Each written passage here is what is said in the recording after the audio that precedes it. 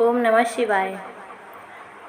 बहुत पहले की बात है। किरात नगर में एक ब्राह्मण रहता था जो अज्ञानी, दरिद्र, रस बेचने वाला तथा वैदिक धर्म से विमुख था।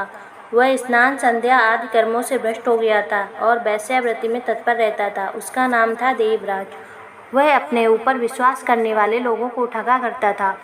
उसने ब्राह्मणों, क्षत्रियों, वैश्यों, शूद्रों, दूसरों को भी अनेक बहानों से मारकर उसका धन हड़प लिया। बाद में अधर्म से बहुत सारा धन अर्जित कर लिया, परंतु उस पापी का थोड़ा सा भी धन कहीं धर्म के कार्य में नहीं लगा।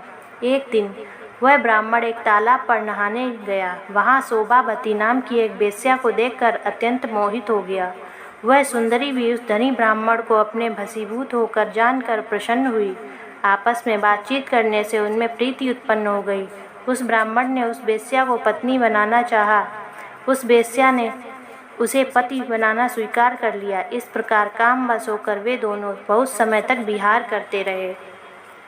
बैठने, सोने, खाने पीने तथा क्रीड़ा में वे दोनों निरंतर पति पत्नी की तरह व्यवहार करने लगे। अपने माता पिता तथा पत्नी के बार बार रोकने पर भी पाप कृत्य में संलग्न हुआ ब्राह्मण उनकी अपने माता पिता की बात नहीं मानता था। एक दिन रात्रि में उस दुष्ट ने ईर्ष्यावश अपने सोए हुए माता पिता और पत्नी को मार डाला और उनका सारा धन हर लिया।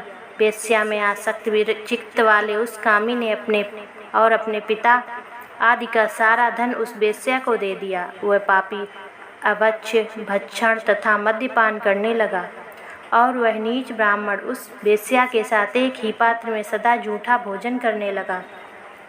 एक दिन घूमता घामता हुआ दैवयोग से प्रतिष्ठानपुर झूसी प्रयाग में जा पहुंचा। उसने वहां एक शिवालय देखा जहां बहुत से साधु महात्मा एकत्र हुए। देवराज उस शिवालय में ठहर गया। वहां उस ब्राह्मण को ज्वर आ गया। उस ज्वर से उसको बहुत पीड़ा होने लगी। वहां एक ब्राह्मण देवता शिव पुराण की कथा सुना रहे थे। ज्वर में पड़ा हुआ देवराज ब्राह्मण के मुखार बिंदु से निकली हुई इस शिव कथा को निरंतर सुनता रहा। एक माह के बाद वह ज्वर से अत्यंत पीड़ित होकर चल बसा। यमराज के दूत आए और उसे पासों से बांधकर बलपूर्वक यमपुरी ले गए। इतने में ही शिवलोक से भगवान शिव के पार्षद गण आ गए। उनके गौर अंग कपूर के समान उज्ज्वल थे। हाथ त्रिशूल से सुशोभित हो रहे थे। उनके संपूर्ण अंग भस्म से उद्भासित थे और रुद्राक्ष की मालाएं उनके शरीर की शोभा बढ़ा रही थीं। वे सब के सब क्रोध करते हुए यमपुरी में गए और यमराज के दूतों को मार पीट कर बार बार धमकाकर उन्होंने देवराज को उनके चंगुल से छुड़ा लिया।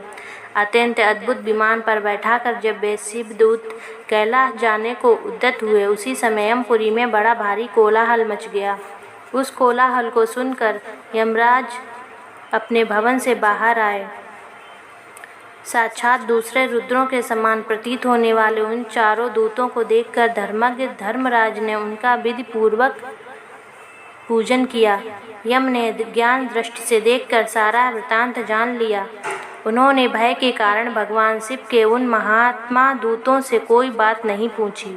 यमराज से पूजित तथा प्रार्थित होकर वे शिवदूत कैलाश को चले गए। उन्होंने उस ब्राह्मण को कथा दया सागर सांब शिव को दे दिया। शिव पुराण की यह पवित्र कथा धन्य है, जिसके सुनने से पापी जन भी मुक्ति के योग्य बन जाते हैं। भगवान सदाशिव के परम धाम को वेदज्ञ सभी लोकों में सर्वश्रेष्ठ बताते हैं। ब्राह्मण, क्षत्रिय, वैश्य, शूद्र तथा अन्य प्राणी, यहाँ तक कि जिन पापी ने धन के लोभ से अनेक लोगों की हत्या की, अपने माता पिता पत्नी को भी मार डाला, वह वेश्यागामी शराबी ब्राह्मण देवराज भी इस कथा के प्रभाव से भगवान शिव के परम धाम को प्राप्त होकर तत्क्षण मुक्त हो गया। बोलो ओम नमः शिवाय। हर हर महादेव।